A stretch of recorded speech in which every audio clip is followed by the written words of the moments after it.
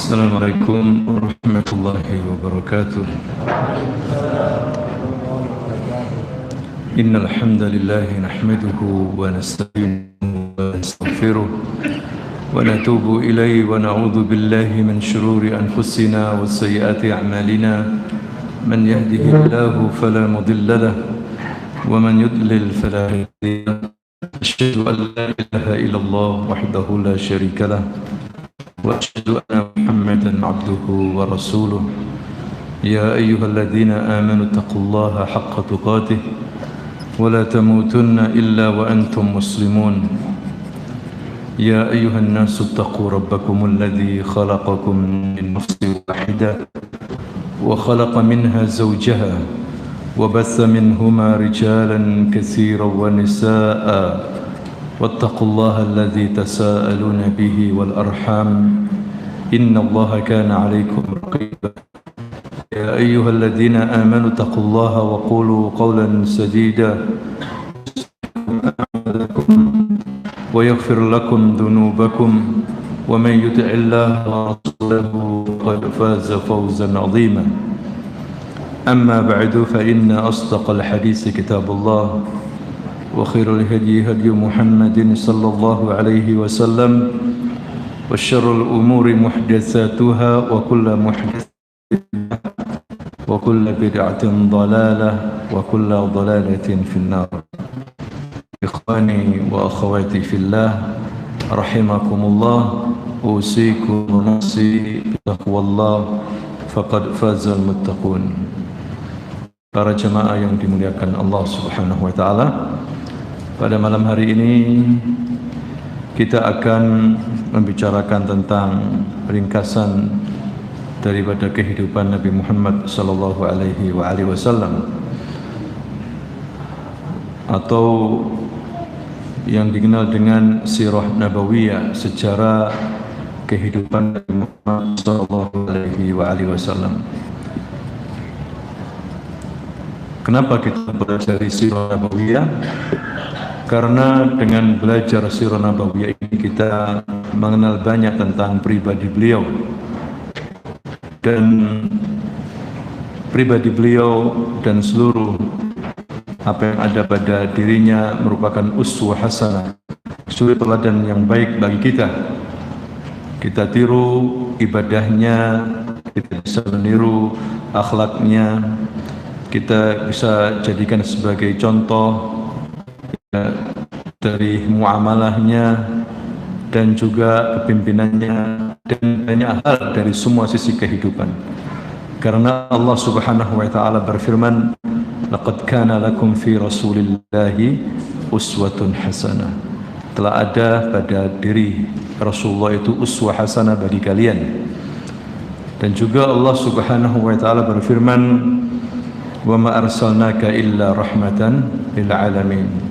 Tidaklah kami utus kamu ya Muhammad kecuali sebagai rahmat bagi alam ini.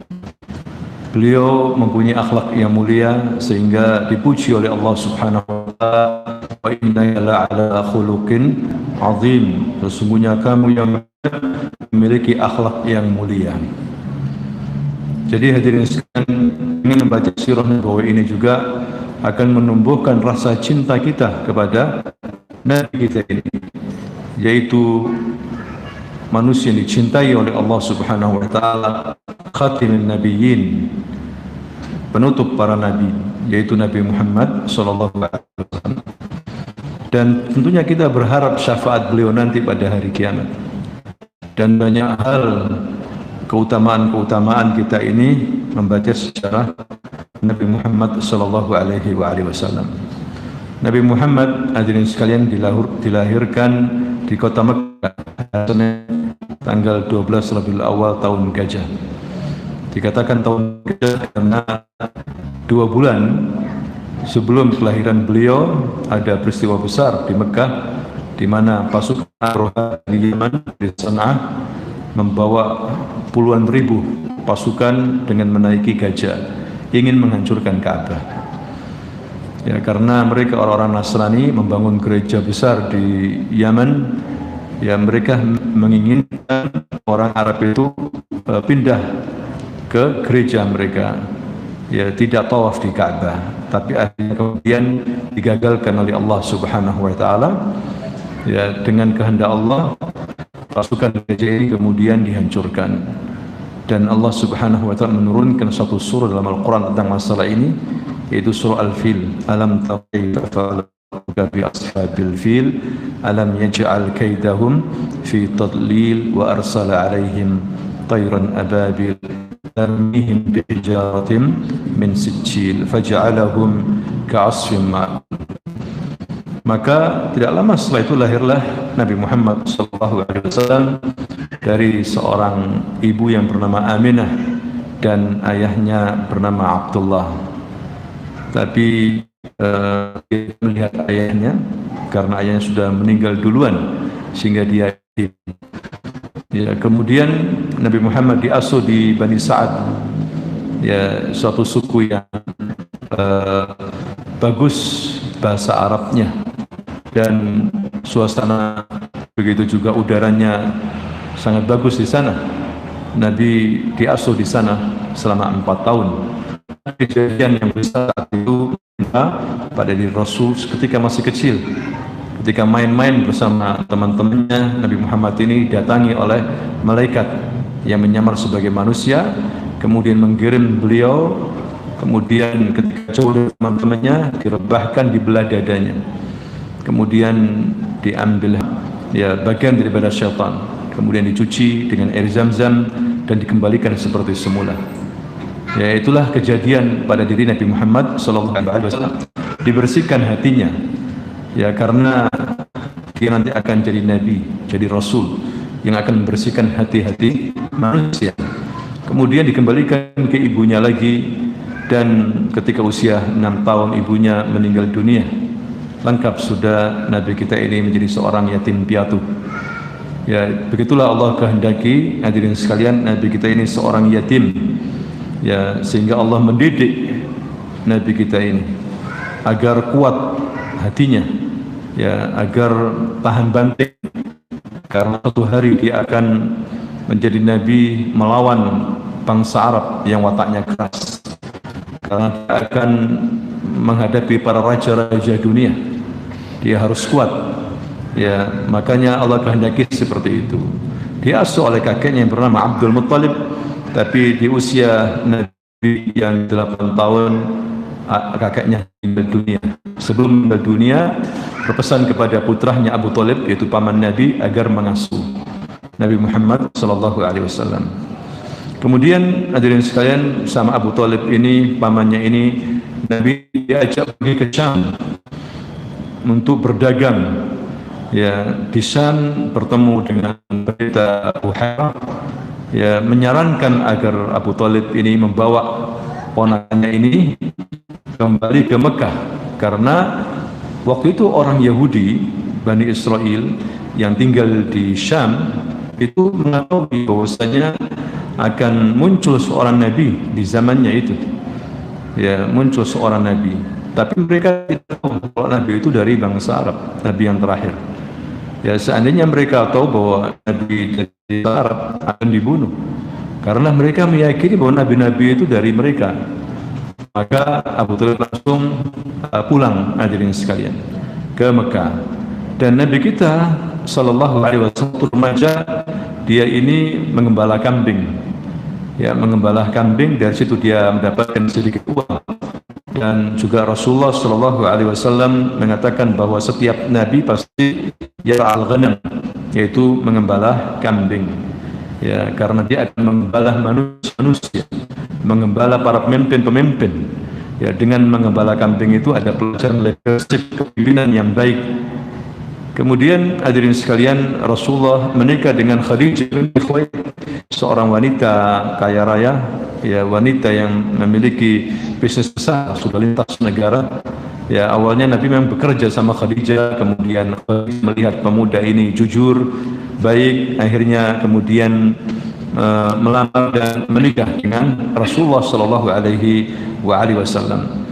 Kemudian juga ketika umur 35 tahun Nabi ikut serta dalam membangun kembali Ka'bah waktu itu kena banjir. Ka'bah roboh, kemudian dibangun lagi oleh tokoh-tokoh Quraisy, masyarakat Mekah, dan Rasulullah ikut serta dalam pembangunan ini. Ketika usianya mendekati 40 tahun, sekalian, Nabi kita ini suka menyendiri, ya, berkhalawat, uzlah ke Gua Hira, menaiki bukit gunung sana. Di sana ada gua kecil. Disitulah Rasulullah mulai berpikir tentang umatnya. Ya, kenapa seperti ini? Umatnya menyembah berhala. Mana akal mereka? Jadi Nabi sudah diberikan oleh Allah tentang pengetahuan siapa Tuhannya. Begitu juga Nabi kita Muhammad SAW sudah tahu siapa Tuhannya. Ya, makanya dia berpikir kenapa masyarakatnya menyembah berhala, yaitu batu yang diukir dengan tangan-tangan mereka kemudian disembah. Ya, kenapa seperti itu? Dan Nabi Muhammad SAW, Bapak Ibu, tidak pernah menyembah berhala. Sekalipun dalam hidup masyarakat menyembah berhala, dan juga tidak masuk dalam perangai jahiliyah, misalnya minum khamr atau berzina, dijaga oleh Allah Subhanahu wa taala. Karena dia akan menjadi nabi, menjadi rasul yang akan mendidik manusia, membersihkan hati-hati manusia saat itu. Nah, pada hari Senin, tepatnya Rasulullah sudah genap usia 40 tahun, ketika dia berada di Gua Hira, disitulah datang malaikat Jibril menyamar sebagai manusia, mendekap Nabi Muhammad sallallahu alaihi wasallam dan menyuruh untuk membaca Iqra ya Muhammad. Tapi Nabi Muhammad tidak bisa membaca. Memang dia seorang ummi, tidak bisa baca tulis. Diulangi lagi, Iqra ya Muhammad, tidak bisa membaca. Ma ana biqari. Sampai kemudian disuruh menirukan, Iqra bismi rabbikal ladzi khalaq, khalaqal insana min 'alaq. Lima ayat ini adalah awal ayat yang turun kepada Nabi Muhammad sallallahu alaihi wasallam sehingga dia resmi menjadi seorang nabi. Ya, kemudian setelah itu berhenti. Ya, berhenti, namanya itu baru beberapa hari turun lagi ayat. Ya, yaitu ketika Nabi ke Gua Hira, kemudian pulang disapa oleh malaikat Jibril, ya, dalam bentuk yang asli. Ya, dia di antara langit dan bumi, dilihat oleh Nabi ke langit begitu besar malaikat Jibril. Ya, dia memiliki 600 sayap menutupi timur dan barat. Ya, kemudian Nabi ketakutan dan pulang ke istrinya Khadijah, kemudian diselimuti. Disitulah ketika Nabi tidur turun ayat, ya ayyuhal muddaththir qum fa'anzir wa rabbaka fakabbir wa thiyabaka fatahhir. Ya ayyuhal muddaththir, wahai orang yang berselimut, qum, bangunlah, qum fa'anzir, berikan peringatan umatmu ini. Ya, maka dari itu kata para ulama, ini ayat Nabi menjadi rasul. Jadi dia diangkat sebagai nabi dengan turunnya surah Al-Alaq, dan sebagai rasul dengan turunnya surah apa? Al-Muddaththir. Disuruh menyampaikan risalah ini. Tentunya ketika Nabi resmi menjadi nabi, menjadi rasul, hadirin sekalian, dalam berdakwah Nabi ini melaksanakan banyak 23 tahun. Jadi dia wafat umur 63 tahun. Dalam dakwah beliau ada dua tahap. Yang pertama adalah Al-Ahdu Makki, yaitu tahap pertama di Mekah, berdakwah di Mekah selama 13 tahun, dan setelah itu Allah menyuruh beliau untuk hijrah bersama kaum muslimin, tinggal di Madinah, dan di sana dakwah selama 10 tahun. Ya, dakwah di Mekah 13 tahun ini juga dibagi menjadi dua tahapan. Yang pertama dakwah sirriyah, dan yang kedua dakwah jahriyah. Dakwah sirriyah, dakwah rahasia, berlangsung selama 3 tahun. Katanya para ahli sejarah, ya, kenapa Nabi melaksanakan dakwah sirriyah, dakwah rahasia? Karena Nabi tidak ingin menimbulkan keguncangan. Karena apa yang beliau bawa ini berisi risalah tauhid, mengajak orang untuk menyembah Allah saja dan melarang orang untuk menyembah banyak Tuhan, berbuat syirik. Sedangkan masyarakat Quraisy mereka punya banyak Tuhan, walaupun mereka mengenal Allah Subhanahu wa Ta'ala. Jadi masyarakat Quraisy, hadirin sekalian, dulunya itu berada dalam agama Nabi Ibrahim, Nabi Ismail, tauhid. Tapi kemudian mereka menyimpang jauh. Ya tentunya yang menjadi pelopor penyimpangan perubahan keyakinan bangsa Arab ini ada seorang Arab namanya Amr bin Luhai al-Khuzai, ya, yang dilihat oleh Nabi waktu Isra Mi'raj. Nabi melihat dia di neraka, diazab habis-habisan oleh Allah Subhanahu wa Ta'ala. Jadi walaupun belum kiamat, Allah sudah ciptakan neraka dan Allah berikan contoh penghuninya, termasuk Amr bin Luhai. Ketika Nabi bertanya, siapa ini ya Jibril? Maka Jibril mengatakan, ini adalah dari kaummu. Dialah awwalu man ghayyara dinal Arab. Dialah pertama kali yang merubah agamanya Arab dari agama tauhid menjadi syirik. Ya, sehingga tersebar patung-patung banyak di Makkah, terutama di Ka'bah, hadirin sekalian. Jadi Nabi tidak ingin menimbulkan kegoncangan besar, makanya beliau melakukan dakwah sirriyah. Keluarganya diajak masuk Islam dan alhamdulillah mau masuk Islam. Dari sahabat-sahabatnya seperti Abu Bakar, ya, kalangan orang-orang lemah masuk Islam, sembunyi-sembunyi.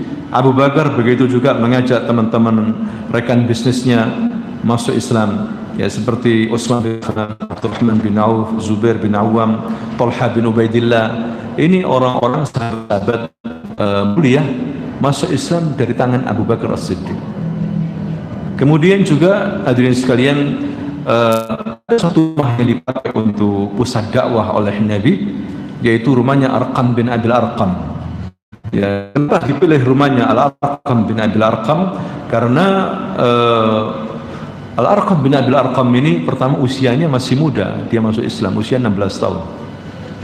Dan Al-Arqam bin Abil Arqam termasuk dari suku Al-Mahzum, Bani Mahzumi. Nah, Bani Mahzumi ini adalah saingannya Bani Hashim, ya, dari sukunya Nabi, ya, dan sangat keras permusuhannya adalah Bani Hashim. Jadi orang Quraisy tidak berpikir sama sekali kalau Arqam bin Abil Arqam berpihak sama Nabi masuk Islam. Ya, jadi ini strategi Nabi yang luar biasa, menjadikan rumah atau dar Al-Arqam bin Abil Arqam sebagai pusat dakwah, mengajar di situ. Kalau malam, ya, pertengahan malam, kemudian selesai sebelum fajar. Ini dakwah sirriyah, hadirin sekalian. Dan memang rumahnya Al-Arqam bin Abil Arqam yaitu di atas Bukit Safa, agak tersembunyi tempatnya. Ini berlangsung selama 3 tahun. Setelah itu turun ayat wa anzir ashiratakal aqrabin, kemudian turun ayat lagi fasda bima tu'mar wa'rid 'anil musyrikin. Ya Muhammad, kerjakan apa yang kamu diperintah. Ya, sudah jangan sembunyi-sembunyi, sampaikan kepada masyarakatmu apa yang kamu diperintah, dan jangan sampai kamu termasuk dari golongan orang-orang musyrikin. Berpalinglah dari mereka. Maka Nabi mendatangi Bukit Safa, hadirin sekalian, dan memanggil tokoh-tokoh Quraisy, ya fulan bin fulan, ya bani fulan bin fulan, ya bani Adi, ya bani Quraisy, ya bani fulan, dipanggil semuanya. Kemudian Rasulullah mengatakan, apakah kalian percaya sama aku? Nah, ya Muhammad, ma jarabna minka kadziban. Kami tidak pernah melihat kamu berdusta selama ini. Apakah kalian percaya kalau aku bilang bahwa di balik bukit ini ada pasukan berkuda yang akan menyerang kalian?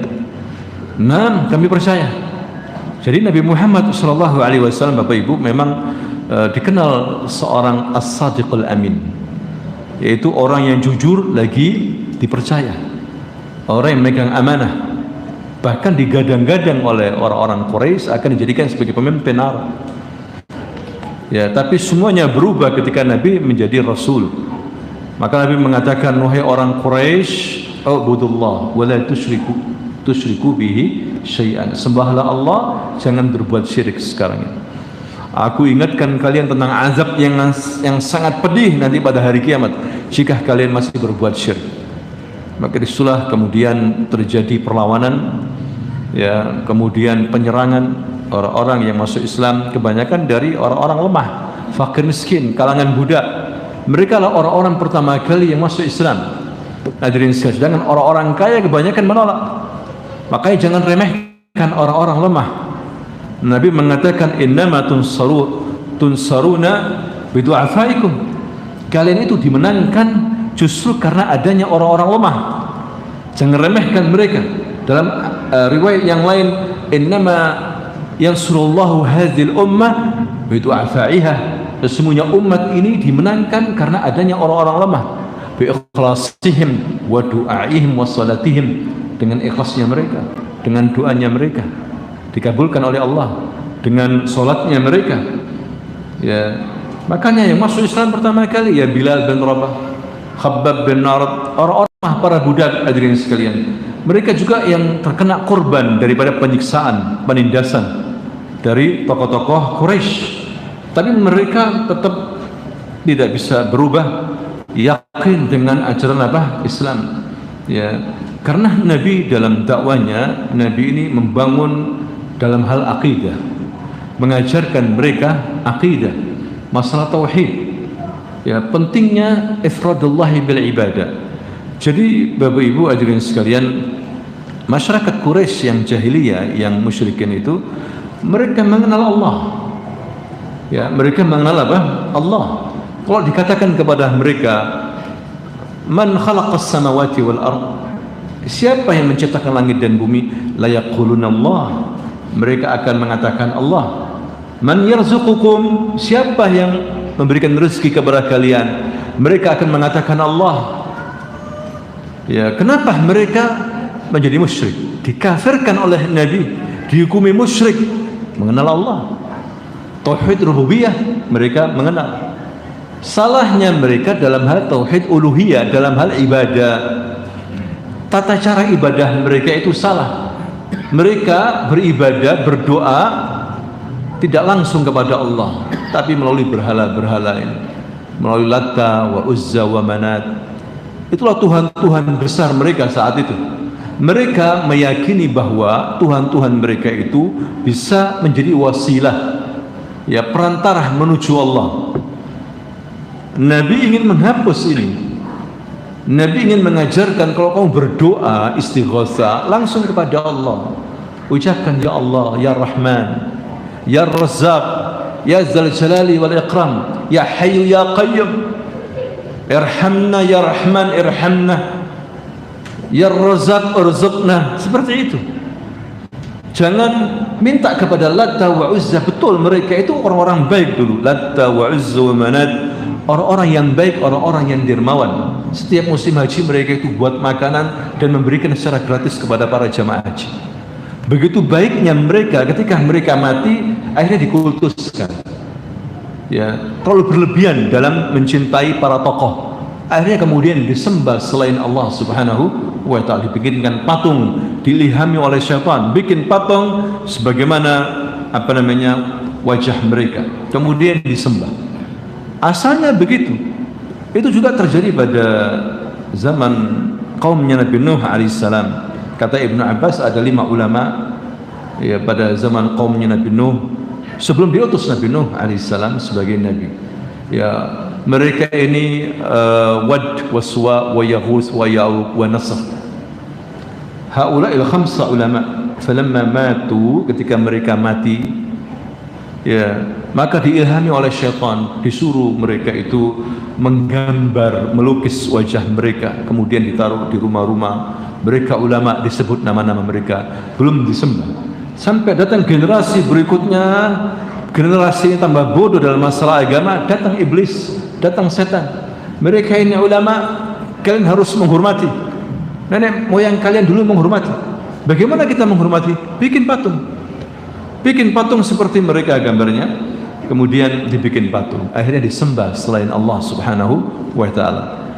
Jadi ghulu fis salihin khatarun azim. Berlebihan dalam menghormati orang saleh ini berbahaya, mengakibatkan kesyirikan. Hadirin sekalian, ya, banyak wasiat-wasiat Nabi kepada umatnya, iyyakum wal ghulu fa innal ghulu ahlaka man kana qablakum. Hati-hati kalian terhadap melampaui batas, kultus berlebihan kepada para tokoh, ya, karena itulah yang membuat hancur orang-orang sebelum kalian. Begitu juga Nabi sebelum meninggal dunia, dia berpesan, la'anallahu al-yahud wan nasara ittakhadhu qubur anbiya'ihim masajida. Allah laknat itu orang Yahudi, orang Nasara, karena mereka menjadikan kuburan-kuburan nabi-nabi mereka sebagai tempat ibadah. Dibangun di situ tempat ibadah di atas kuburan mereka. Ini adalah kebiasaan Yahudi dan Nasrani. Ya, mereka dilaknat oleh Allah, kata Rasulullah SAW. Tapi kemudian akhir-akhirnya ditiru oleh umat Islam. Hadirin sekalian. Nah, ini yang bahaya. Jadi yang penting itu adalah tauhid. Maknanya apa? Ifradullahi bil ibadah, mengesahkan Allah dalam hal apa? Ibadah, itu yang penting. Seorang mungkin dia mengenal Allah, maksudnya di sini yang menciptakan alam ini Allah, yang matikan, menghidupkan Allah, tapi dalam hal ibadah tidak mengesahkan Allah, berbuat syirik. Ini yang diperangi oleh Nabi Shallallahu Alaihi Wasallam. Hadirin sekalian, bukan berarti orang Quraisy tidak mengenal Allah, mereka mengenal Allah, tapi cara ibadahnya itu salah. Ya, meminta melalui patung, orang-orang yang sudah mati, tidak langsung menuju Allah. Seperti orang-orang hari ini datang ke kuburan tokoh wali, ya wali fulani, ya syekh fulani, ya syekh Abdul Qadir Jilani, ya syekh Dasuki, ya Habib fulani, tolong irhamni, rahmati saya, isfini, sembuhkan saya, ya urzukni, berikan rezeki kepada saya. Kenapa tidak minta kepada Allah? Wa idza sa'alta fas'alillah wa idza sta'anta fasta'in billah. Kalau kamu mohon, minta kepada Allah. Itu perintah Nabi, hadirin sekalian. Maka karena itu orang Quraisy memusuhi dengan segala cara, mengolok-olok Nabi, menghina Nabi. Nabi dikatakan sahir, tukang sihir, dikatakan majnun, gila. Nabi dikatakan apa? Kadzab, pendusta. Bahkan mereka menyakiti Nabi, mau membunuh Nabi. Hadirin sekalian, sahabat-sahabatnya disiksa, bahkan ada yang dibantai seperti keluarga Yasir, dibunuh, disiksa dulu kemudian dibunuh. Tapi umat Islam diberikan oleh Allah Subhanahu wa taala namanya insyirahus sadr. Apa itu insyirahus sadr? Kelapangan hati, tumaninatul qalb, ketenangan hati. Ya, kalau orang diberikan ketenangan, maka dia diberikan oleh Allah Subhanahu wa taala kekuatan iman dan pemahaman agama yang dalam terhadap agama Islam ini. Ketika Nabi Musa alaihissalam pertama kali berdakwah, diangkat sebagai rasul, langsung disuruh oleh Allah menemui Fir'aun. Fir'aun Malik Mesir, Raja Mesir, pasukannya banyak, istananya dijaga puluhan ribu tentara, istananya Fir'aun. Mempunyai menteri-menteri hebat, hulu balang, tukang-tukang sihir, ya, disuruh untuk mendatangi Fir'aun. Dan Nabi Musa ini ngomongnya agak gagap, begitu. Makanya dia berdoa kepada Allah, qala rabbi shrah li sadri wa yassir li amri wahlul 'uqdatam min lisani yafqahu qawli. Ya Allah, lapangkan dadaku ini, tenangkan jiwaku, berikan kekuatan iman agar aku mudah menghadapi masalah-masalah, dan juga ringankan urusanku ini. Aku mempunyai urusan berat ini, dan buka ikatan-ikatan lidahku ini supaya orang paham dengan pembicaraan. Maka ketika dia menghadap Fir'aun, dia berbicara fasih luar biasa. Ketika keluar, balik lagi gagal. Ketika ngomong sama Fir'aun, fasih, ya Fir'aun, amin billah, yani tu'min billah, laka muluk fi Mesir wa lakal jannah fil akhirah. Berimanlah kamu ya Fir'aun kepada Allah. Kalau kamu beriman kepada Allah, kamu tetap jadi raja Mesir. Ini Mesir punya kamu. Saya tidak mengambil pemerintahan kamu. Dia seorang rasul, menyampaikan saja, bukan memberontak. Saya ini hanya menyampaikan, menegur kamu, beriman kamu kepada Allah, tetap kamu jadi raja Mesir, dan dapat lagi kebaikan kamu. Walakal jannah fil akhirah, kamu dapat surga di akhirat. hampir Fir'aun beriman. Hadirin sekalian, dia mengatakan hadza kalam jamila. Musa bukan mengancamku, bukan mengancam kekuasaanku. Musa menasihati, memberikan dua kebaikan sama aku. Hadza kalam ma'qul jamila. Tapi sebentar ya Musa, saya mau rundingan dulu sama penasihatku. Haman, mustasyar Fir'aun. Penasihat utama Fir'aun Haman. Dan seburuk-buruk penasihat di dunia ini Haman. Hadirin sekalian, dan begitulah Allah Subhanahu wa ta'ala kalau ingin menyesatkan hambanya, tidak mau memberikan hidayah kepada hambanya walaupun dia pemimpin, dibuat orang-orang sekitarnya penasihatnya orang-orang buruk. Orang-orang buruk. Fir'aun hampir beriman. Sebentar ya Musa, aku akan berunding dulu sama penasihatku Haman. Wa bi'sa mustasyar Haman, sebaik-baik penasihat adalah Haman. Dia datang ke Haman, ya Haman, ja'ani Musa, datang kepadaku Musa, wa qala li ya Fir'aun amin billah lakal muluk fi Mesir wa lakal jannah fil akhir. Beriman kamu kepada Allah, kamu akan dapatkan kerajaan tetap di raja kamu di Mesir dan dapat surga di akhir. Ara hadza kalam ma'qul, kalam jamil hadza. Apa kata Haman? Ya Fir'aun, anta al-an malik Mesir. Kamu sekarang raja Mesir, tidak hanya raja, anta ilah, kamu Tuhan nih sekarang. Ahlu Mesir ya'budunak, orang Mesir semuanya menyembah.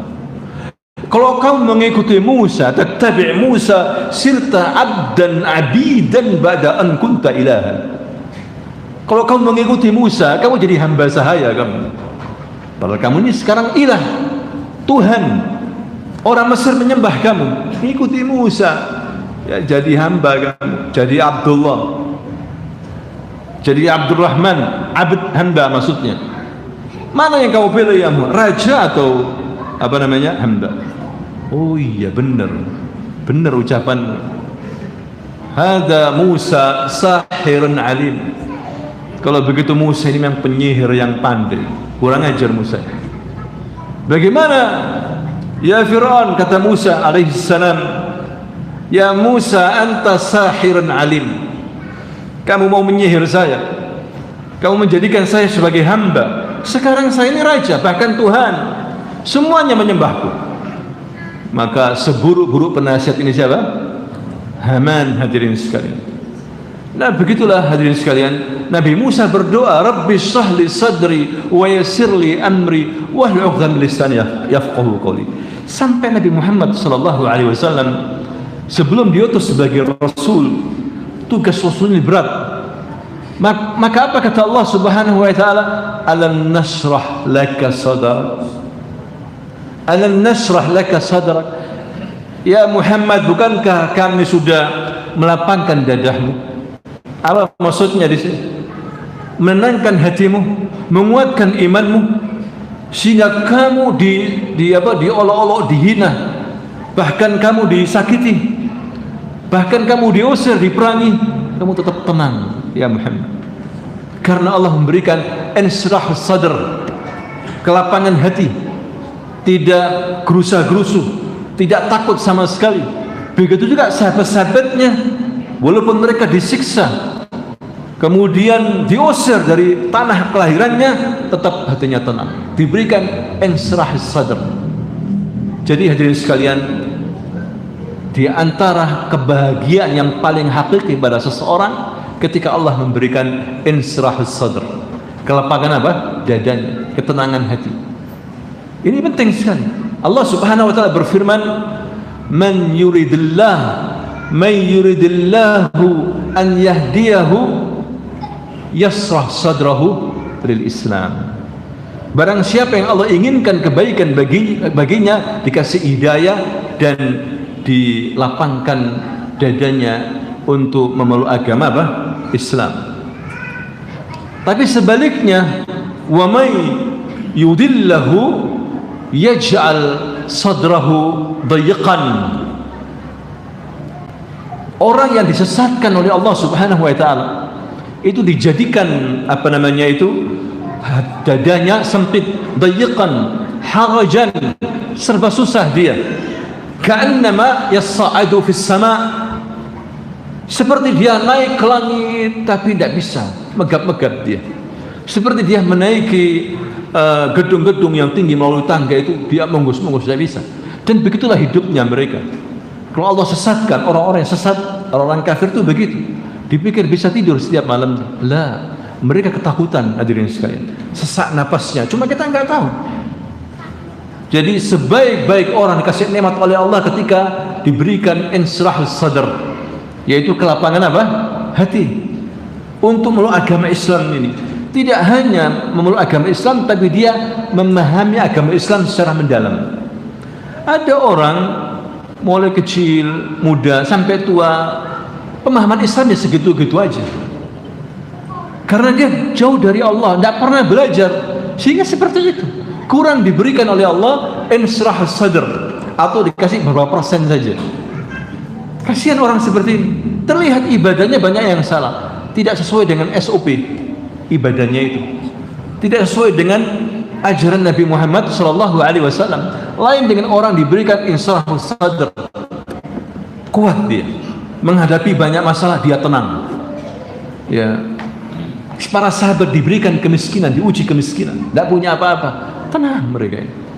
Hadirin sekalian, diberikan insyrah sadr. Makanya kita disuruh banyak berdoa tadi itu. Rabbi shrahli sadri wa yassirli amri wahlul 'uqdatam min lisani yafqahu qawli. Banyak orang punya uang tapi enggak bahagia. Mobilnya banyak, rumahnya banyak, pabriknya banyak, enggak bahagia, hadirin sekalian. Karena tidak diberikan insyrah sadr. Bahkan banyak yang bunuh diri. Ya, lihat para sahabat. Jadi orang yang diberikan oleh Allah insyrah sadr karena dia apa? Bertauhid. Terdapat dalam kalimat tauhid itu la ilaha illallah.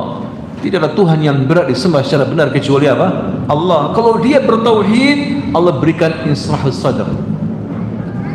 Insyrah sadr, hadirin sekalian, penting sekali untuk menguatkan iman kita, menenangkan hati, terutama di zaman sekarang ini. Ya, lihat para sahabat kuat sekali. Bilal diseret, disiksa, tapi tetap ahad, la ilaha illallah. Khabbab bin Nar tahu besi panas di punggungnya, kesakitan dia, tapi tidak murtad. Ya, tetap pada imannya. Nabi Ibrahim alaihissalam dibakar ya oleh seluruh negara, dibakar. Mereka ini dipikir ini apa namanya, hancur, ludes Nabi Ibrahim. Ternyata dibantu oleh Allah Subhanahu wa taala. Allah hanya mengatakan qulna ya naru kuni bardan wa salaman ala Ibrahim. Kami hanya mengatakan jadilah wahai api dingin dan selamat bagi Ibrahim. Ketika Nabi Ibrahim ditanya oleh temannya, ya Nabi Allah Ibrahim, pada saat kapan kamu dalam hidupmu kamu mengalami kebahagiaan, ketenangan? Dia tidak mengatakan ketika saya habis menikah, ketika saya punya anak di usia tua, tidak mengatakan begitu. Justru ketika saya dibakar, saya mengalami ketenangan. Lihat di sini Allah memberikan insyrah sadr, hadirin sekalian. Ya, karena dia bertauhid, ditolong oleh Allah Subhanahu wa taala. Bagaimana Umar bin Khattab dalam satu riwayat yang bagus, Umar bin Khattab waktu itu sebagai khalifah. Pada masa khalifahnya ini banyak futuhat, pembebasan negeri, mengirim pasukan banyak, termasuk ke Irak, ke Khurasan sana. Pada waktu itu dia khutbah hari Jumat, dia khutbah. Ketika khutbah tiba-tiba di hadapannya diberikan kayak gambaran begitu, ya jelas tentaranya di mana, di Irak dikepung oleh banyak musuh seperti semut begitu, mengepung, terpojok. Maka Umar tiba-tiba mengatakan ya Sariyah, jabal, yani is'ad, intalik ila jabal, izhab ila jabal, pergi kamu ke gunung. Ya Sariyah, pasukan.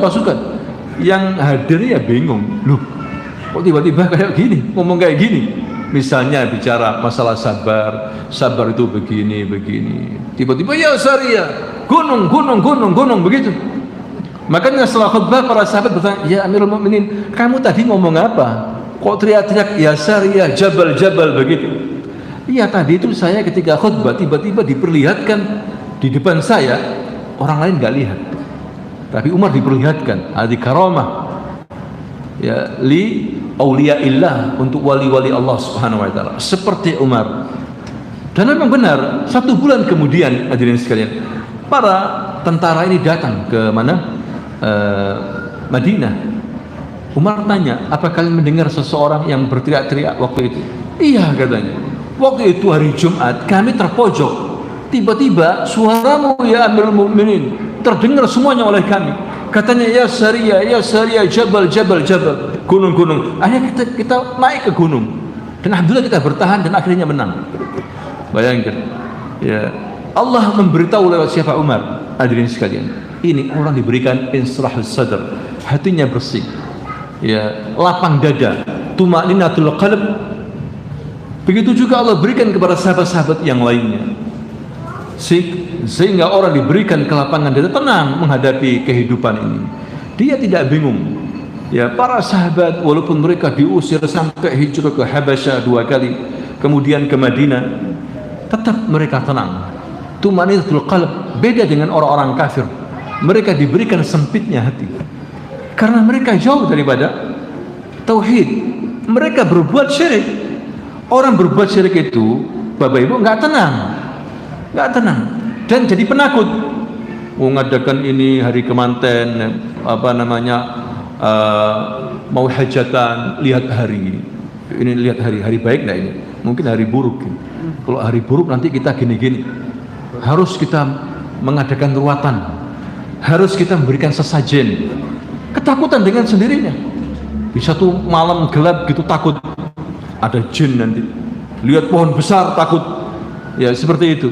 Itu orang-orang yang imannya lemah, pemahaman tauhidnya kurang. Kalau orang yang bertauhid gak takut sama sekali. Takutnya dia hanya kepada siapa? Allah Subhanahu wa taala. Orang yang syirik juga akan diancam oleh Allah. Ngeri nanti, takutnya neraka jahanam. Man yusyrik billah ya dakhalan nar. Orang yang dalam keadaan musyrik nanti itu akan masuk apa? Neraka jahanam. Tidak hanya kita, nabi saja. Nabi kita Muhammad sallallahu alaihi wasallam diancam oleh Allah, la in asyrakta la yahbatanna 'amal. Kamu ya Muhammad berani-berani berbuat syirik, aku akan hapus kamu. Seluruh kebaikanmu akan dihapus. Wala takunanna minal khasirin, dan kamu akan menjadi orang-orang yang merugi. Syirik bahaya, hadirin sekalian. Makanya ini misi daripada dakwah Nabi, ya menyuruh orang untuk bertauhid dan menjauhi perbuatan apa? Syirik. Ya, makanya Nabi tidak gentar. Terus dia berjalan, terus dia berdakwah di Mekah sampai mereka ngusir Nabi. Ya, jadi Nabi itu diusir, harus meninggalkan kota Mekah, hidup atau mati. Nabi hijrah, tapi Nabi tidak berhenti, terus sampai Nabi menyiapkan pasukan pada tahun ke-8 Hijriah. Terjadilah Fathu Mekah. Fathu apa? Fathu Mekah, pembukaan kota Mekah. Ditaklukkan kota Mekah ini, dimaafkan mereka orang-orang Mekah, kecuali beberapa orang yang harus dieksekusi, ya karena permusuhannya terlalu besar terhadap Nabi Muhammad sallallahu alaihi wasallam. Ini semuanya adalah karena apa? Pertolongan Allah. Dakwah tauhid, hadirin sekalian, penting sekali. Ya, kalau orang tidak paham tauhid ini berbahaya. Ya, Allah tidak berikan kelapangan dadanya. Dan juga orang diberikan kelapangan dada itu karena dia banyak zikir, banyak ingat Allah Subhanahu wa taala. Orang yang selalu banyak ingat Allah di saat senang, diingat oleh Allah, ditolong oleh Allah di saat apa? Susah. Ya. Dan kita lihat banyak contohnya. Ya, seperti Syekhul Islam Ibnu Taimiyah. Dia selalu berzikir pagi dan petang, berzikir dia. Ditanya oleh muridnya Ibnu Qayyim al-Jauziyah, dia mengatakan, ya ini sudah, ini senjataku, zikir ini. Kalau saya tidak zikir pagi petang, lemah saya. Musuhnya banyak Ibnu Taimiyah itu. Ya, bukan orang biasa, kalangan ulama yang musuhi. Begitu juga para khalifah, sampai dia dipenjara, mati dalam keadaan dipenjara. Belum sempat nikah, hadirin sekalian. Luar biasa perjuangan beliau, karena dia mengikis habis ahli bidah, mengikis habis orang-orang yang apa? Merusak agama itu. Walaupun dia sendiri Ya, dia tidak takut sama sekali. Di penjara tidak takut. Ya, diusir pun nggak ada masalah. Itu Ibnu Taimiyah. Ternyata sampai sekarang fatwa-fatwanya memenuhi dunia internet karena keikhlasannya. Kita kalah, hadirin sekalian. Padahal Ibnu Taimiyah ini kapan meninggal dunia? Sudah lama. Tapi namanya tetap disebut. Fatwa-fatwanya memenuhi media sosial atau sosial media. Ya, buku-bukunya begitu juga. Ini menunjukkan orang diberikan insyirahus sadar, kelapangan hati karena keikhlasannya, karena selalu ingat kepada Allah Subhanahu wa taala. Wallahu taala alam. Karena waktunya azan, kami persilakan dulu azan. Jazakumullah khairan.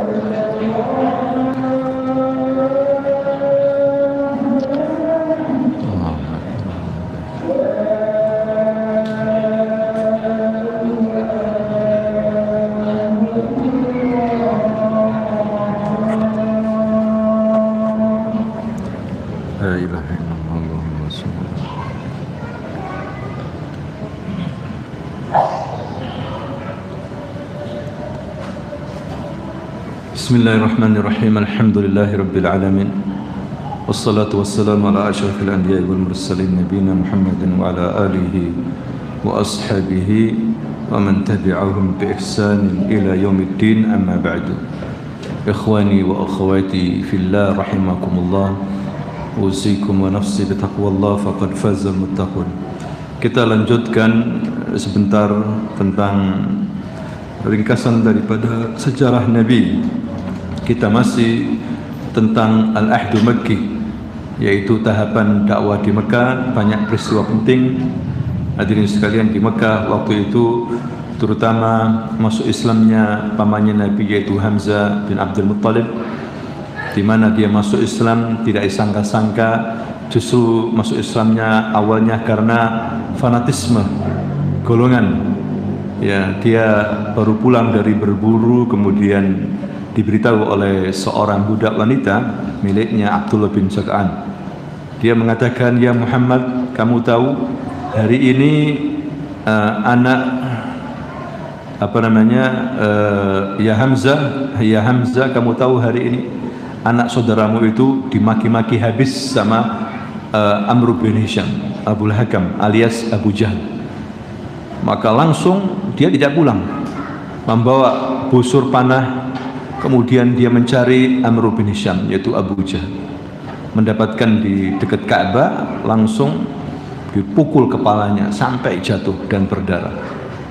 Dan dia mengatakan, ya Abul Hakam, ya Amr bin Hisham, apakah kamu mencaci maki anak saudaraku, yakni keponakanku, padahal aku di atas agamanya sekarang. Ya, jadi Abu Jahal mau dibela kerabatnya, begitu juga Hamzah dibela oleh Bani Hashim, masing-masing teriak menyebut kabilahnya. Akhirnya Abu Jahal ngakui kesalahannya, biar jangan buat ribut, karena aku mencaci maki keponakannya dengan cacian yang menyakitkan. Nah, begitulah akhirnya kemudian Islamnya menjadi baik. Awalnya karena fanatisme, tapi kemudian dia belajar bersama Rasulullah, menjadi kuat dan menjadi tokoh penting dalam sejarah Islam. Hamzah bin Abdul Muttalib, kemudian dia terbunuh sebagai syahid di perang Uhud. Begitu juga masuk Islamnya Umar. Karena Islam Umar izzan lil muslimin. Masuknya Umar itu bin Khattab, Bapak Ibu, menjadi kemuliaan, kekuatan bagi umat Islam di Mekah saat itu. Ya, karena Umar seorang tokoh juga, orang kuat, dan orang Quraisy waktu itu tidak menyangka kalau Umar ini masuk Islam, karena begitu bencinya sama umat Islam, dan dia sering menyakiti orang-orang yang mu'allaf itu, yang baru masuk Islam, disakiti sama Umar dengan keji. Bahkan dia memburu Nabi Muhammad SAW, sampai mereka ada yang mengatakan kalau himarnya Umar masuk Islam, Umar tetap tidak mau masuk Islam, sampai mengatakan begitu. Tapi hidayah tangan Allah, yahdillahu may yasha wa yudhillu may yasha. Nabi pernah berdoa, Allahumma a'izzil Islam bi ahad rajulaini ahabbu ilaik. Ya Allah, kuatkan Islam ini dari salah satu dua orang yang kamu cintai, Amr bin Hisham atau Umar bin Khattab. Abu Jahal maksudnya Amr bin Hisham. Ya, namanya Amr bin Hisham, dipanggil oleh orang Quraisy Abul Hakam, bapaknya orang pandai. Tapi dipanggil oleh Rasul dan umat Islam Abu Jahal, bapaknya orang bodoh memang, karena dia menolak Islam. Siapapun yang menolak Islam bodoh dia, walaupun pinter. Sekelas Amr bin Hisham, bodoh dia, Abu Jahal. Hadirin sekalian, tapi Allah lebih memilih siapa? Umar bin Khattab masuk Islam. Umar bin Khattab, katanya Abdullah bin Mas'ud, setelah Umar bin Khattab masuk Islam, kita semakin berani sholat di Ka'bah, kita merasa kuat sudah. Ya, ini peristiwa penting sebelum hijrahnya Nabi Muhammad SAW. Tapi juga kaum muslimin harus hijrah juga ke mana? Ke Habasyah, karena digencet terus sama orang Quraisy. Mereka hijrah ke Habasyah, ke Ethiopia sana, ke Afrika. Nabi mengatakan, pergilah kalian ke sana, izhab ila Habasyah, lianna hunaka malik la yadlimu ahadan indah. Karena di sana ada raja tidak mendolimi seorang pun. Kalau sudah dijamin tidak dizalimi, pergi ke sana. Habasyah, yaitu Najasyi, raja apa? Najasyi. Mereka pergi, dan pertama kali yang hijrah Utsman bin Affan dan istrinya Ruqayyah. Kalau ditanya man awwalu man hajar fi sabilillah, Utsman bin Affan dan siapa? Istrinya, baru yang lain. Waktu itu 11 orang, ya, laki-laki 4 perempuan, hijrah pertama. Hijrah ke sana, tapi cuma 2 bulan, pada bulan Sya'ban dan Ramadan saja. Syawal pulang. Kenapa pulang, hadirin sekalian? Karena mereka mendengar orang Quraisy masuk Islam. Hoa ini, ternyata berita apa? Hoa, isu. Jadi hoa itu sudah ada zaman dulu. Ya, hoa, akhirnya pulang ini mereka ini. Padahal berangkatnya sembunyi-sembunyi ke Jeddah, naik kapalnya para saudagar, kemudian lolos di tengah laut, baru kemudian orang Quraisy mengejar, tapi sudah lolos mereka. Bahaya waktu itu. Ternyata pulang mereka, terdengar orang Quraisy masuk Islam. Ini yang benar itu adalah bukan masuk Islam, sujud. mereka itu. Jadi Nabi waktu itu membacakan surah An-Najm. Surah apa? An-Najm. Wan najmi idza hawa ma dhalla sahibukum wa ma ghawa wa ma yantiqu 'anil hawa in huwa illa yuha, sampai akhir apa namanya itu sampai akhir ayat ya, wasjudu wa'budu, sujudlah dan sembahlah siapa? Allah. Sujud Rasulullah, kaum muslimin sujud. Lah kok orang Quraisy semuanya sujud? Orang Quraisy dengar semuanya sujud ya, tapi karena mereka memang orang Arab dan ngerti bahasa Arab. Hadirin sekalian, musyrik kafir pun ikut sujud bersama Rasul, sujud. Tapi kemudian apakah mereka beriman? Lah, tidak beriman. Jadi tidak semuanya orang melihat mukjizat, hatta mereka melihat bagaimana Nabi membelah bulan. Karena kelompok-kelompok Quraisy ini, tokoh-tokohnya mengatakan, ya Muhammad, jika kamu seorang Nabi, belah itu bulan. Bayangkan, suruh belah bulan. Maka Nabi mengatakan, apakah kalian akan masuk Islam, mengikuti aku kalau aku diberikan oleh Allah kemudahan membelah bulan ini? Ya. Maka Nabi berdoa, menuding bulan terbelah menjadi dua. Ya, yang belahan pertama di atas, belahan yang kedua turun, pecah itu turun di atas Gunung Mekah. Besarnya bisa dibayangkan. Hadirin sekalian, bulan ini. Ya, dan dilihat oleh semuanya, tidak hanya orang Mekah, orang luar Mekah melihat. Apakah mereka beriman? Awalnya kaget, saya itu enggak beriman. Apa kata mereka? Muhammad menyihir kita. Saharana Muhammad. Lihat, dituduh tukang apa? Sihir. Seperti Nabi Musa alaihissalam dituduh tukang sihir. Hadirin sekalian, jadi tidak semuanya orang yang melihat mukjizat itu apa? Masuk Islam. Seperti mereka itu sujud tapi nggak masuk Islam. Itu yang benar. Akhirnya mereka ini pulang selamat di Mekah. Akhirnya tambah siksaannya luar biasa, suruh balik lagi. Semakin banyak, ada 84 laki-laki, ada 18 perempuan. Hijrah kemana? Kedua ke Habasyah.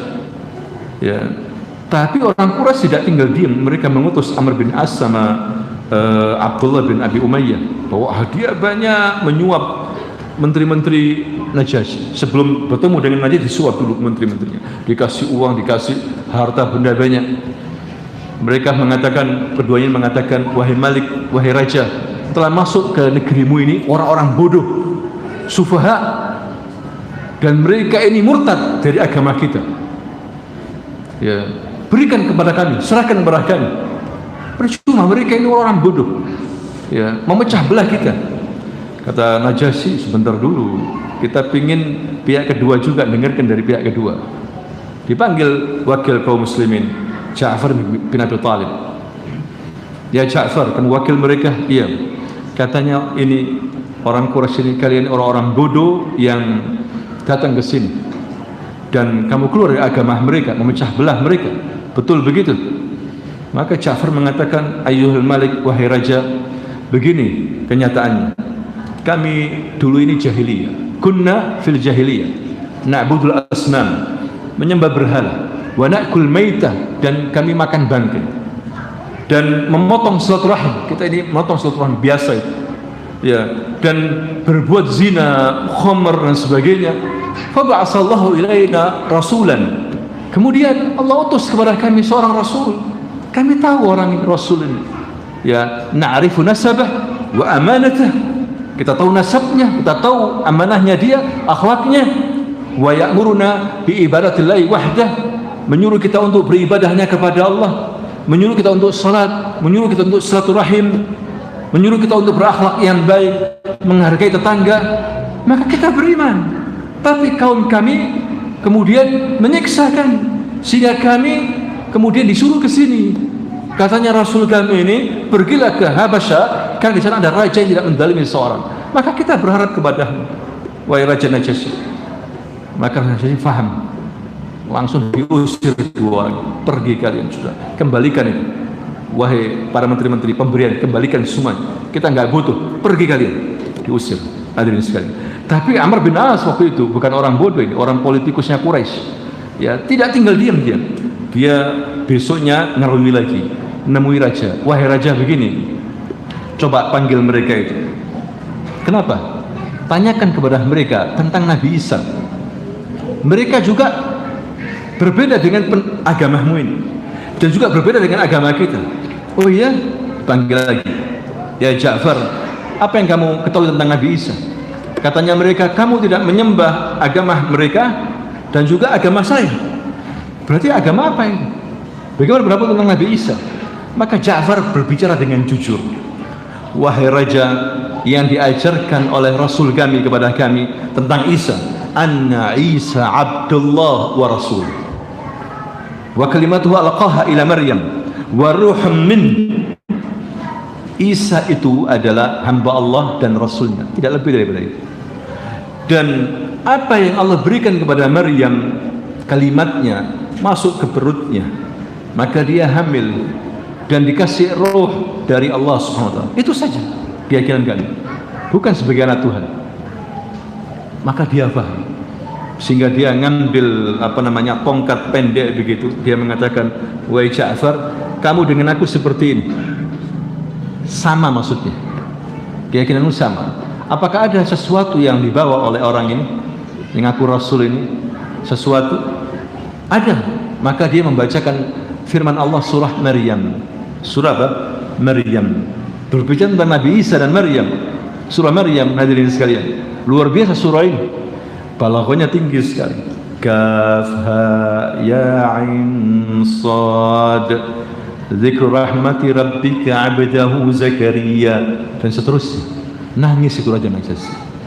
Nangis, hadirin sekalian. Langsung dia pegang gini. Dia masuk Islam, tapi dia tidak mau ungkapkan karena sekitarnya orang-orang Nasrani. Apakah dia masuk Islam? Dia masuk Islam. Buktinya apa? Ketika dia mati, datang malaikat Jibril ke Rasulullah. Ya Rasulullah, di sana ada temanmu mati, Muslim, salat. Maka disolatkan salat gaib. Nabi menyebutnya ketika ditanya, siapa ya Rasulullah? Di sana teman kita, Abdun Saleh, hamba Allah yang apa? Yang saleh. Berarti Raja Najasyi masuk Islam. Dan inilah sunnah pertama kali tentang salat gaib. Kenapa di salat gaib kan? Karena di sana tidak ada yang menyolati. Haulai Nasara, mereka orang-orang Nasara. Hadirin sekalian, maka Nabi menyolat apa? Gaib, mendoakan. Allahumma firlahu warhamhu, seperti itu. Ya, jadi banyak hal terjadi sebelum Rasulullah pindah ke mana? Madinah. Nanti insyaallah kita akan lanjutkan. Jazakumullah khairan. Subhanakallahumma wa bihamdika asyhadu an la ilaha illa anta astaghfiruka wa atubu ilaik. Assalamualaikum warahmatullahi wabarakatuh.